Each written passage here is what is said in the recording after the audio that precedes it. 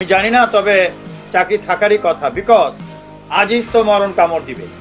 আজিজ যদি সেনাবাহিনী থেকে বের হয়ে বাইরে যায় তাকে জনগণই মেনে ফেলবে। বিএনপি জামাত বা আওয়ামী লীগ দিয়ে কথা না, সাধারণ জনগণ, যে তুমি আমাদের গণতন্ত্র হত্যা করেছো শেখ হাসিনার সাথে মিলে। হ্যাঁ, শেখ হাসিনাকেও যদি রাস্তায় ফ্রি পায় একই কাজ হবে, ফ্রি এক সময় করে ফেলবে জনগণ, চিন্তা করেন। তখন আমি বলেছিলাম যে চাকরি খাওয়া তো সোজা না, বিকজ সবাই এক রোশনের যে ওই জিনিসটা একসাথে। সো তারপরেও হাসিনা চেষ্টা করেছে, পারেনি। এই যে আপনি বলছিলেন, আমরা খবর ছিল যে তাকে ডাকবে গণভবনে, তারপর কিছু একটা করবে, ওর ব্যবস্থা ছিল, কিন্তু আমরা বলার পরে তারপরে অন্য পদ্ধতি নিয়েছে। এবং এই যে পোস্টিংগুলো, এগুলো কিন্তু আগেই দিয়েছিল আজিজ, সেগুলো স্যাংশন করেনি, অ্যাপ্রুভাল দেয়নি, এখন দিয়েছে। তো আপনি মনে করেন না এতে শেখ হাসিনার পরাজিত? It's a game. Sheikh Hasina এগুলো তো শয়তান, বেসিক্যালি রক্তর মধ্যে শয়তানি। আপাত দৃষ্টিতে মনে হচ্ছে যেন আজিজ সাহেব বিজয়ী হয়েছেন, প্রধান বিজয়ী হয়েছেন, শেখ হাসিনা একটু ব্যাকফুটে আছেন। কিন্তু শেখ হাসিনার যে কৌশল আমরা দেখেছি, বিভিন্ন সময় দেখেছি, তাতে আসলে বিষয়টি একটু অন্য কিছুই ইঙ্গিত করে। তার মধ্যে দেখেন আবার তারেক সিদ্দিক বাটপারটা চলে আসছে লন্ডনে। এই বাটপার কিন্তু গতবারও আসছিল। এই বাটপারের আরেকটা ইতিহাস বলি আপনার, 2014-15 তার খুব খারাপ অবস্থা চলছিল সেনাপ্রধানের সাথে, তখনকার আইকিবি বাটপারটারে পাত্তা দিত না। তো একদিন আমাকে বলিয়ে ফেলেছে, ওই যে বললাম না উড়া চিঠি লিখেছে, স্যার আপনি প্রাইম মিনিস্টারকে বলেন আকবর বা এই চিফের বিরুদ্ধে লেখার দরকার কি, তো ওটার জন্য তো আমাকে এফেক্টেড করলো। তারপরে সে লিখে বলল যে না, এ বেশি বেড়ে গেছে, তো সেটা প্রকাশ করলো। এক সময় at one stage he told me যে দেখো, আমি কবে সালারি চাকরি টাকরিতে, তুমি পিএইচডি করতেছো, তোমার লন্ডনে চলে যাবো পিএইচডি করতে। মানে তখন ফ্রাস্ট্রেশনটা ছিল, বুঝতে পেরেছেন? অর্থাৎ সে এদের হলো লুটপাট করে, হত্যা করে হলো এক্সক্লুসিভ ক্ষমতা এরা এনজয় করতে জানে। আজিজের তারেক সিদ্দিকের মাধ্যমে লুটপাটটা হচ্ছিল না, আজিজের সাথে লুটপাট হচ্ছে। আজিজ যখন দেখলো কি ব্যাপার, 100% তো খেয়ে ফেলে, যেমন আমার ব্যবসার 100% মানে উইদাউট ইনভেস্টমেন্ট খেয়ে ফেলেছে। হ্যাঁ, তো ওরকম আজিজ কেন দিবে না? দুর্নাম হলে তো ভবিষ্যতে আজিজেরই চার্জশিট হবে, এই যে দুর্নীতিগুলো হচ্ছে। এই জন্য এখন সে এর আগে একবার চলে আসছে, গতবার, এবারও চলে আসছে। এগুলো সব নাটক। মনে করেন না যে হি হ্যাজ বিন স্যাকড।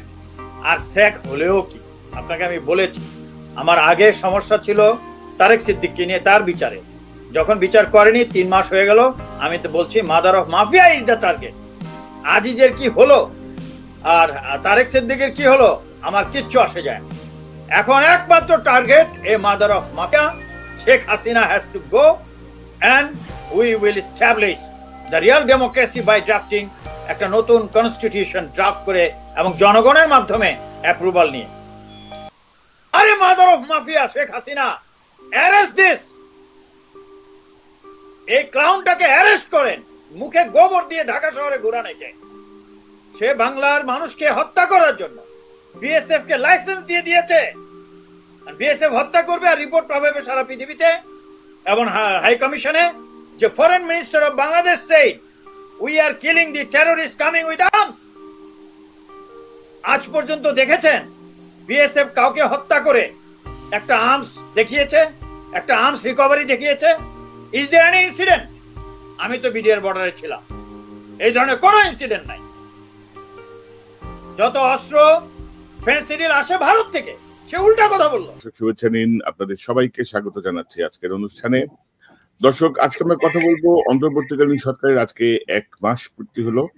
আজকে 8ই সেপ্টেম্বর, গত মাসের 8 তারিখে তারা শপথ নিয়েছেন। এই 1 মাসের যে বিষয়গুলো, এই বিষয়গুলো নিয়ে আমরা একটু কথা বলবো। কিন্তু গত 1 মাসের পরিস্থিতি পর্যবেক্ষণে প্রাথমিকভাবে আজকের যে শিরোনাম আমরা দেখছি যে মঈন এবং হাসিনার অনুগত যারা, তারা ক্রমশ শক্তিশালী হচ্ছে। সরকার বলছে তারা রাষ্ট্র মেরামত করবে, রাষ্ট্র সংস্কার করবে, তারপর নির্বাচন দেবে। তো রাষ্ট্র মেরামত বা রাষ্ট্র সংস্কারটা আসলে কি, কতটুকু, এবং এই বিষয়টি নিয়ে আজকে আমাদের সঙ্গে যোগ দিচ্ছেন আপনাদের অত্যন্ত প্রিয় মানুষ, প্রিয় মুখ, দৈনিক আমার দেশের সম্পাদক, সাবেক জ্বালানি উপদেষ্টা এবং বিনিয়োগ বোর্ডের চেয়ারম্যান ডক্টর মাহমুদুর রহমান। মাহমুদ ভাই, আপনাকে স্বাগত জানাচ্ছি আজকের অনুষ্ঠানে। ধন্যবাদ কনক। আসসালামু আলাইকুম। দর্শক, আমার সঙ্গে যোগ দিচ্ছেন সাংবাদিক, কলামিস্ট এবং ইঞ্জিনিয়ার জনাব মিনার রশিদ, আপনাদের আরেক প্রিয় মুখ, আমার অনুষ্ঠানের নিয়মিত অতিথি। মিনার ভাই, আপনাকে স্বাগত জানাচ্ছি আজকের অনুষ্ঠানে। আসসালামু আলাইকুম, ধন্যবাদ কনক সারোয়ার ভাই, এবং এখন যারা দেখছেন পরবর্তী দেখবেন সবাইকে প্রীতি আর শুভেচ্ছা। এবং দর্শক, আমার সঙ্গে যোগ দিচ্ছেন আপনাদের অত্যন্ত প্রিয় সাংবাদিক, প্রিয় মুখ ইলিয়াস হোসেন। তার সঙ্গে তার আসলে ভূমিকার কোনো আর দরকার নাই, সে আমার সাবেক সহকর্মী। ইলিয়াস, আপনাকে স্বাগত জানাচ্ছি। তো আমরা যে ঘোষণাটি আসলে গত সপ্তাহে দিয়েছিলাম যে আমরা প্রতি সপ্তাহে অন্তত একবার একটা করে গ্রুপ ডিসকাশনের মতো করতে চাই, বিশেষ করে ইউটিউবে যারা আছেন বা বাংলাদেশের টেলিভিশন সাংবাদিক বা নর্মাল সাংবাদিক, পত্রিকা সাংবাদিক, নর্মাল বলছি, পত্রিকায় কাজ করেন, এদেরকে নিয়ে আমরা আস্তে আস্তে আমাদের দলটা আরো একটু বড় হবে, আস্তে আস্তে হয়তো আরো অনেকেই যোগ দিবেন। আমরা জায়গায় যেন আর যেতে না পারে, আপনারা দৃষ্টি রাখবেন। যারা এই বিজয় এনেছেন, এই বিজয়ের সম্পূর্ণ কৃতিত্ব আপনাদের কাছে অনুরোধ, এই বাংলাদেশের সবচাইতে বড় সমস্যা ভারত। অতএব সেই ভারত যেন এখন এই বিজয়ের মাঝখানে ঢুকে তাদের প্ল্যান বি কার্যকর করতে না পারে, সেদিকে আপনাদেরকে সজাগ দৃষ্টি রাখতে হবে। যেই সব পরিবারের সদস্যরা এই মুক্তিযুদ্ধে জীবন দিয়েছেন, যেসব পরিবারের সদস্যরা জীবন দিয়েছেন, তাদের পরিবারের সদস্যদেরকে নামকা ওয়াস্তে কোনো জরিমানা না, এমন একটা টাকার অঙ্ক দিতে হবে, সেটা হতে পারে 5 কোটি টাকা, 10 কোটি টাকা, এরকম একটা অঙ্ক দিতে হবে যাতে তারা সারা জীবন বসে খেতে পারে। ওই পরিবারের এদেরকে এই যে নতুন প্রজন্মের যে মুক্তিযুদ্ধ, এই মুক্তিযুদ্ধের বিশেষ খেতাব দিতে হবে। যারা এই মুক্তিযুদ্ধে আহত হয়েছে তাদেরকেও যুদ্ধাহত মুক্তিযোদ্ধা হিসাবে তাদের ঘোষণা করতে হবে। কারণ আজকে বাংলাদেশ বিজয় লাভ করেছে, অনেকেরই হয়তো সুযোগ সুবিধা হবে, কিন্তু যাদের পরিবারের সদস্যরা চলে গেছে তারা কিন্তু তাদের পরিবারের সদস্যদের পাবে না। যেই পরিস্থিতিতে তারা জীবন বাজি রেখে বন্দুকের নলের সামনে দাঁড়িয়ে এই বিশাল দানব ফেরাউনের এই মহিলা ভার্সনকে বাংলাদেশ থেকে বের করেছে, তাদেরকে সারা জীবনে যদি আমরা সম্মান দিতে না পারি, তাহলে ভবিষ্যতে এই ধরনের কোনো দানব যদি আসে তাহলে কেউ রাস্তায় নেমে আসবে না। সো তাদের খুব দ্রুত, সবচাইতে আগে তাদের এটা করতে হবে। আর আওয়ামী লীগের যেসব কুকুরের ছানারা এই কয়দিন বাংলাদেশের ভেতরে হত্যাযজ্ঞ, ধ্বংসযজ্ঞ চালিয়েছে, তাদের কেউ একটাও যেন দেশে থাকতে না পারে, কোনোভাবেই যেন তারা দেশে থাকতে না পারে মানে যেটা বুঝছেন সেইটাই, হ্যাঁ, সব কিছু এখানে বলা যাবে না। সো তাদেরকে আগে যায় এই অভিযানটা শুরু করেন সারা বাংলাদেশে। শেখ মুজিবের কোনো জায়গায় কোনো ওরা যে মূর্তি বানিয়েছে, একটা মূর্তি যেন অবশিষ্ট না থাকে, এই দেশে তার কোনো চিহ্ন থাকবে না।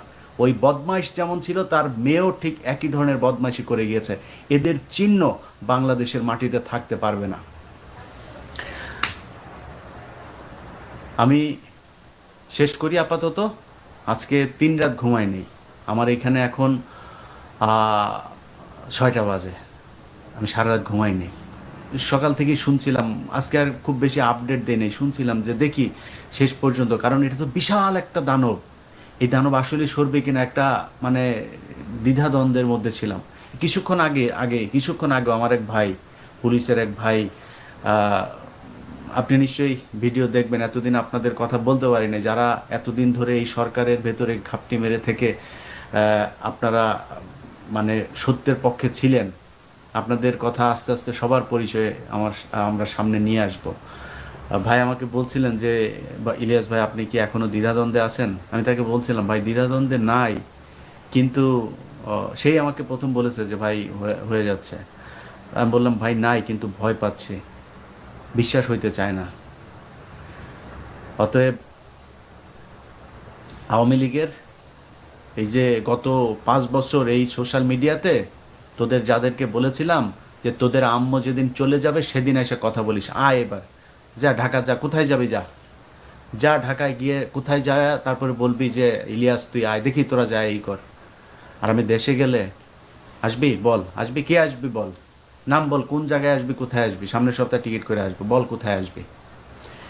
আমরা অধ্যত্বপনা দেখাইলাম না, পড়ছি ফজরের নামাজ পড়ে 2 রাকাত শুকরানা নামাজ পড়ছি, নফল নামাজ পড়ে তারপরে লাইভে বসছি, অধ্যত্বপনা দেখাইলাম না তোদের মতো, নম্র ভদ্র হয়ে বললাম। এদের ব্যাপারে কেউ বলেও নাই যে এক হাফিজ ভাই বলেছেন, অনেকেই পাঠিয়েছেন সেই ভিডিওটা। হাফিজ ভাই তো সরকারের কেউ না, হাফিজ ভাই আমাকে অনেক পছন্দ করেন, কনক ভাইকে অনেক পছন্দ করেন, এরকম অনেকে হয়তো পছন্দ করেন, তিনি নাম ধরে বলেছেন। তিনি তো সরকারের কেউ না, তার হাতে তো সেই ক্ষমতা নাই। আমি বলছি না যে উনি যেটা বলছেন সেটা, ওইটা আমাকে চাইলেও কোনোদিন ওই জায়গায় নিয়ে আল্লাহ জীবনে যেন কোনোদিন না বসায়, এই লোভ লালসা যেন আল্লাহ আমার ভেতরে কখনো না আনেন। কিন্তু সরকারের পক্ষ থেকে আমাদেরকে মানে যে এই লোকগুলো দেশের থেকে 10 বছর 12 বছর 15 বছর ধরে অনেকে দেশের বাইরে, কি অবস্থা, তাদেরকে আনার ব্যবস্থা করি, কই কেউ বললো না। আমি তো এই 5 আগস্টের পরে যতজন মানুষের সাথে দেখা হয়েছে, সালাম আদান প্রদানের পরে প্রথম কোশ্চেন ছিল, ভাই দেশে যাবেন কবে। কোনো ক্ষেত্রে সালামেরও আগে দেখা হলেই, ভাই দেশে কবে যাবেন। আমার মনে হয় আমার মতো যারা দেশের বাইরে আছেন, রাজনীতিবিদ, সাংবাদিক, সামাজিক সংগঠনের সাথে জড়িত, যে জায়গায় আছেন, এই সরকারের রোশানলে যারা দেশের বাইরে আছেন, সবাই মানে ঘরের বাইরে গেলে কারোর সাথে দেখা হলে এই প্রশ্নের মুখোমুখি হইতে হয়। কিন্তু সরকারে যারা আছেন তাদের একবারও কি মনে হয় নাই যে আচ্ছা এই যে মানুষগুলো যে আগে দেখতাম ইউটিউব ফেসবুকে দেখতাম এত সরকারের সমালোচনা করতো, এই লোকগুলি তো ভুক্তভোগী, ওদের কি সমস্যা, কি ওরা দেশে আসে না কেন, দেখি একটু। আবারও বলছি, অন্তত সামনের 5 বছরের মধ্যে আমার দেশে যাওয়ার কোনো সম্ভাবনা নাই, কিন্তু সরকারের কাছ থেকে এইটুক কৃতজ্ঞতা বোধ অন্তত তো আশা করতে পারি, তাই না? ডক্টর মোহাম্মদ ইউনূস না হয় উনি প্রধান উপদেষ্টা, ওনার 4-5টা মন্ত্রণালয় সব সামলাতে হচ্ছে, উনি ব্যস্ততা নিয়ে থাকবেন। এখানে আলাদা আলাদা মন্ত্রণালয় ভাগ করে দেওয়া হয়েছে তো না, কারো কেউ বলতে পারে নাই। এরকম হইলে দেশ যদি আবার পরাধীন হয়, স্বাধীন করার জন্য কেউ জীবন বাজি রাখবে না। আপনারা সবাই ইতিমধ্যে নিশ্চয়ই শেখ হাসিনা নমরুদি বেগম, তার নতুন নাম দিয়েছি আমি ইয়াজিদি বেগম, এর বক্তৃতা শুনলেন। জাতির উদ্দেশ্যে তিনি ভাষণ দিয়েছেন রেডিও টেলিভিশন, as if তিনি জাতির একজন নির্বাচিত নেতা। মুহররমের আশুরার দিন কালো শাড়ি পরে ইয়াজিদি বেগম শোক প্রকাশ করার প্রতীক হিসাবে কালো শাড়ি পরে বক্তৃতা দিয়েছে। হাসবেন না কাঁদবেন আপনাদের উপর নির্ভর করে। মানে এজিদ যদি হোসেনের মৃত্যুতে শোক প্রকাশ করে, ঠিক এই নমরুদি ইয়াজিদি বেগম তার গেস্টাপো বাহিনী ও পুলিশ বাহিনী বিনা উস্কানিতে গুলি করে এবং প্রহার করে মানুষ হত্যা করলো, তাদের প্রতি হাসিনা শোক প্রকাশ করছে নাকি মুহররমের শোক, যেটাই করে থাকুক। আজকের আলোচনার সবচাইতে গুরুত্বপূর্ণ দিক হলো, হাসিনার বক্তৃতা নিয়েও আমি কথা বলবো, তবে সবচাইতে গুরুত্বপূর্ণ ব্যাপারটা কেউ এখনো বলেনি, সেটা আমি আপনাদের সামনে চোখে আঙ্গুল দিয়ে দেখিয়ে দিচ্ছি। হাসিনার এই বক্তব্য, এই তথাকথিত জাতির উদ্দেশ্যে যে বক্তৃতা, এটা ভারতের অত্যন্ত প্রভাবশালী পত্রিকা, ইংরেজি পত্রিকা হিন্দুস্তান টাইমস লাইভ করেছে। একটা ভিন্ন দেশের প্রধানমন্ত্রী তার জাতির উদ্দেশ্যে কি বক্তব্য দিল, সেটা ভারতের পত্রিকা কেন ফলাও করে লাইভ টেলিকাস্ট করলো, এটাই এখন $1 বিলিয়ন প্রশ্ন। আমি সেই দিন হব শান্ত, তবে উৎপীড়িতের ক্রন্দন রোল আকাশে বাতাসে ধরিবে না, ফ্যাসিস্ট হাসিনার খড়গ কৃপান ভীম রণভূমে রণিবে না। যে বাংলাদেশের অভ্যুদয় ঘটেছিল একটি সশস্ত্র সংগ্রাম এবং বিপ্লবের মধ্য দিয়ে, মুক্তিযুদ্ধের মধ্য দিয়ে, যার চেতনা ছিল বাংলাদেশ একটি বৈষম্যহীন রাষ্ট্র থাকবে, গণতন্ত্র প্রতিষ্ঠা হবে, আমাদের অধিকার আমরা ফিরে পাবো, সেই বাংলাদেশকে কিভাবে এই তাবেদার ফ্যাসিস্ট সরকার 15টি বছর যেভাবে মানুষকে আষ্টে পৃষ্ঠে বেঁধে রেখেছিল মানুষের অধিকারগুলোকে, মানুষের বেঁচে থাকার অধিকারগুলোকে, সেটি আর বলার অপেক্ষা রাখে না। আমি এই দিকে যাব না, সেটি চর্বিত চর্বণ হবে, কারণ আপনারাই সবচেয়ে বেশি ভুক্তভোগী। অনেকে বলছিলেন যে আমরা যারা বাইরে থেকে কাজ করার সুযোগ হয়েছে, আমি কালকেও বলেছি যে আমরা কিন্তু একটা সুবিধাজনক স্থান থেকে কথা বলেছি, অর্থাৎ আমার ব্যক্তিগত নিরাপত্তাটা কিন্তু সেখানে হুমকির মধ্যে ছিল না, যদিও আমাদের পরিবারের হুমকির মধ্যে ছিল। আমি পরিবারের বিষয়টি সামনে আনতে চাই না, কিন্তু আপনারা যারা প্রত্যেকে বাংলাদেশে থাকা এবং বাংলাদেশের থেকে মুক্ত মতের চর্চা করা, এটি ছিল সবচেয়ে বড় চ্যালেঞ্জ, সবচেয়ে বড় বীরত্ব। এই বীরত্ব যারা দেখিয়েছে তারাই বীর শ্রেষ্ঠ আমি মনে করি। এবং এই বীরত্ব দেখাতে গিয়ে যাদের বুকের তাজা রক্তে রঞ্জিত হয়েছে তারাই হচ্ছে সবচেয়ে বড় বীর শ্রেষ্ঠ, এবং তারা তাদের আজকের এই দিনে তাদের জন্য আমি মহান আল্লাহ রাব্বুল আলামিনের দরবারে শাহীদি যাতে মর্যাদা দান করেন সেটি প্রার্থনা করছি। বাংলাদেশের 15 বছরের যে শাসন, 15 বছরের যে শোষণ, এটি কিন্তু একদিনে অর্জিত হয়নি। এই যে অর্জন, এটি একটি দীর্ঘ সংগ্রামের ফসল। বাংলাদেশে অসংখ্য মানুষ গুম হয়েছে, খুন হয়েছে, রাতের আধারে তুলে নেওয়া হয়েছে, এবং বাংলাদেশের মানুষকে প্রতিনিয়ত একটি ভয়ের মধ্যে, একটি ভীতির সংস্কৃতি চালু করা হয়েছিল। প্রতিনিয়ত মানুষ আটকে উঠতো, এই বুঝি কোনো মাইক্রোবাস আমাকে ফলো করছে, এই বুঝি আমাকে তুলে নিয়ে যাবে, এই বুঝি হয়তো আমাকে ইলিয়াস আলীর ভাগ্য বরণ করতে হতে পারে। এরকম একটি ভীতিকর পরিস্থিতির মধ্য দিয়ে প্রতিটি মানুষকে জীবনযাপন করতে হয়েছে। কিন্তু সব শেষের সফলতা যেটি, সেটিও আমাদেরকে অত্যন্ত শ্রদ্ধার চোখে দেখতে হবে, স্মরণ করতে হবে। প্রায় হাজারো ছাত্র যাদের বিরুদ্ধে কোনো মামলা ছিল না, যারা কোনো রাজনৈতিক দলের কর্মী নয়, কেবল তারা চেয়েছিল একটি সাধারণ অধিকার। এই অধিকার চাইতে গিয়ে শেখ হাসিনার যে দেখা মাত্র গুলির নির্দেশ দিয়ে 1000-এরও বেশি ছাত্রের জীবন কেড়ে নেওয়া হয়েছে। আমরা হয়তো সেখানে এখন হয়তো একটু আনন্দ উল্লাস করছি, আমরা হয়তো তৃপ্তির প্রকাশ করছি, কিন্তু একবার ভাবুন ওই পরিবারের কথা, যে যার গেছে সে জানে সে কি হারিয়েছে। এখনো সে তার মা অপেক্ষা করছে, এই বুঝি তার ছেলে ফিরবে। স্ত্রী হয়তো অপেক্ষা করছে তার স্বামীকে ফিরে পাবে, তার অবশ সন্তানটিকে সে সান্ত্বনা দেওয়ার চেষ্টা করছে, মিথ্যে সান্ত্বনা, মিথ্যে আশ্বাস। এই পরিবারগুলো যে হারিয়েছে, যে স্যাক্রিফাইস, এটি হচ্ছে সবচেয়ে বড় স্যাক্রিফাইস, এটি হচ্ছে সবচেয়ে বড় বিসর্জন।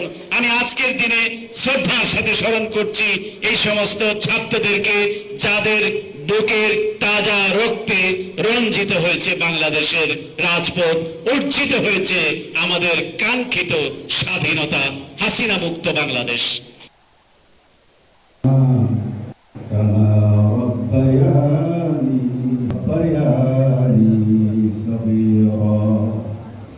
ربنا لا تؤاخذنا أو أخطأنا ربنا ولا تحمل علينا إصرا كما حملته على الذين من قبلنا ربنا ولا تحملنا ما لا طاقة لنا به واعف عنا واغفر لنا وارحمنا أنت مولانا فانصرنا على القوم الكافرين يا رب العالمين يا رحمن الرحيم আল্লাহ এই দেশ গণতন্ত্র ফিরে পাওয়ার পিছনে রব্বুল আলামিন যত মানুষ আল্লাহ চেষ্টা করেছেন, যত ছাত্র জনতা শহীদ হয়েছেন, আয় রব্বুল আলামিন যারা গাজী আছেন আল্লাহ প্রত্যেককে আপনি কবুল করে নিন ইয়া রব্বুল আলামিন। যারা শহীদ হয়েছেন, যেসব মায়ের কুল খালি হয়েছে, যেসব স্ত্রী স্বামীহারা হয়েছেন, ইয়া রাব্বুল আলামিন তাদের প্রত্যেককে আল্লাহ আপনি ধৈর্য ধারণের তৌফিক দান করেন। ইয়া আল্লাহ ইয়া রাব্বুল আলামিন যে উদ্দেশ্য নিয়ে করতে চাই, প্রথমে এটা আমার নিজেরও কোয়েশ্চেন, সেটা হলো যে আপনি বাংলাদেশে কবে যাবেন? আপনার তো এটা আমাদের মুক্ত বাতাসে শ্বাস নেওয়ার কথা, এবং আমরা চাই যে আপনি বাংলাদেশের ছেলে, বাংলাদেশে মানে গিয়ে বুক ফুলে হাঁটেন, আপনার মানে একজন রকস্টারের মতো আপনি সম্মান পাবেন। তো সেইটার ব্যাপারে আপনার চিন্তা ভাবনা কি, বা মানে এই ধরনের প্রশ্ন যদি মানুষ করে তাহলে কি বলবেন আপনি? আমি তো আসলে চাইলে আগামীকালকে চলে যেতে চাই। হ্যাঁ, কিন্তু সমস্যাটা হচ্ছে কি, ধরেন অনেকেই গেছে, যেমন ফাহাম গেছে, হ্যাঁ, জিয়া হাসান গেছে, আমি তো দেখলাম যে ও গেছে, ফায়াজ তায়েব গেছে, এবং অনেকেই গেছে। তো আমার অবস্থা আর ফাহামের অবস্থা এক না। ফাহামের একটা অস্ট্রেলিয়ান পাসপোর্ট আছে, হ্যাঁ, ফায়াজেরও একটা হয় বাংলাদেশি পাসপোর্ট অথবা ওই দেশের পাসপোর্ট আছে। আমার কোনো দেশের পাসপোর্ট নেই, বাংলাদেশের পাসপোর্ট নাই। আমার একটা রিফিউজি পাসপোর্ট আছে, আমি তো রিফিউজি, পলিটিক্যাল রিফিউজি।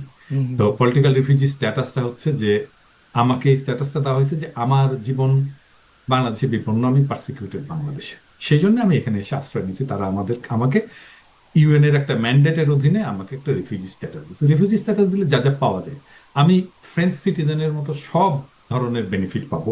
আমি এখানে সম্পত্তি করতে পারবো, আমি কেনাকাটা করতে পারবো, বাড়ি কিনতে পারবো, চাকরি করতে পারবো, আমার জব পারমিট আছে একটা, ওই রিফিউজি স্ট্যাটাসের সাথে অ্যাটাচড। তো কিন্তু আমি ভোট দিতে পারবো না, ওই একটা জিনিসই করতে পারবো না। আমি সিটিজেনের সমস্ত সুবিধা পাবো, কিন্তু ভোট দিতে পারবো না। এবং আরেকটা জিনিস হচ্ছে যে আমাকে একটা ট্রাভেল ডকুমেন্ট দেয়, রিফিউজি পাসপোর্ট বলে। ওই ট্রাভেল ডকুমেন্ট দিয়ে আমি পৃথিবীর সব দেশে যেতে পারবো এক্সেপ্ট বাংলাদেশ। বাংলাদেশ ছাড়া আমি আর সব দেশে যেতে পারবো।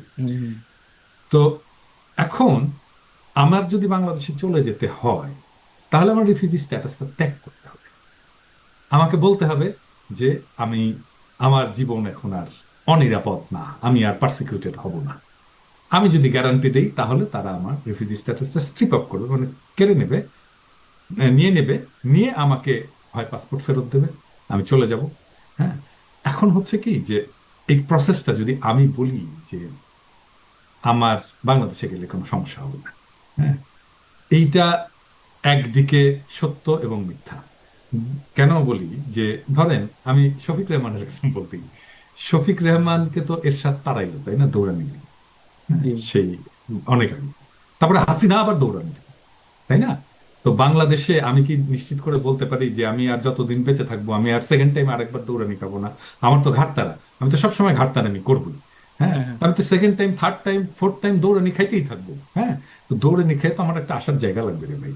হ্যাঁ, আমি তো আরেকটু কম বয়সে আসছিলাম, আরো 5 বছর 6 বছর আগে আসছিলাম প্যারিসে। তো আমি যখন আরেকটু বয়স হবে, তখন আবার এই দৌড়ানি খেয়ে আমি কি করবো তখন? মানে এখন না চাকরি বাকরি করতেছি, তো তখন কি করবো? তো সেই জিনিসটা আমার মাথায় রাখতে হচ্ছে। তারপরে আমার ফ্যামিলি তো এখানে মোটামুটি সেটেল হয়ে গেছে, আমার বাচ্চা এখানে ইউনিভার্সিটিতে পড়ে, আমার ওয়াইফ এখানে একটা রেজিস্ট্রেশনের প্রসেসের মধ্যে আছে ডাক্তার হিসেবে। তো একটা হতে পারে, একটা মোস্ট লাইকলি সিনারিও হচ্ছে যে আমাকে বলবে যে আচ্ছা ঠিক আছে তুমি ইমিগ্রেন্ট হয়ে যাও, এটা বলতে পারে, বলে।